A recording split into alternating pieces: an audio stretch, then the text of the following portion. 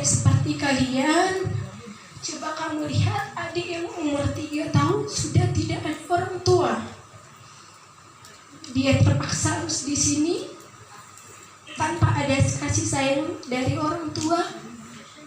Jadi kalian, anak-anakku, belajar dari teman-teman kalian, dari adik ini. Dia nggak bisa ngomong, tapi sebenarnya hati dia sedih sekali.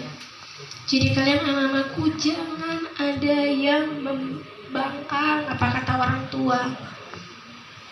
Kalau orang tua percayakan kalian ke sekolah, jangan di sekolah itu main-main.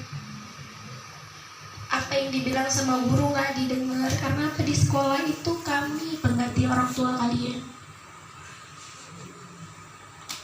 Jadi jangan sampai kalian tidak berbakti dengan orang tua.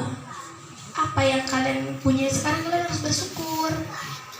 Ibu juga sering kan, setiap masuk kalian harus bersyukur, nak,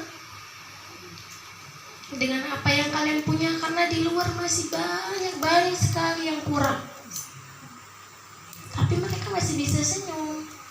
Kalian yang orang tuanya masih ada, semua yang kalian minta dinurutin orang tua, secara materi kalian lebih daripada teman-teman kalian. Coba kalian lihat teman-teman kalian yang sekarang, lihat wajahnya,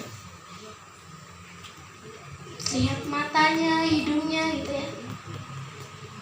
Walaupun mereka seperti ini, mereka masih bisa senyum, mereka masih bisa bersemangat. Walaupun gak ada orang tua, mereka masih semangat untuk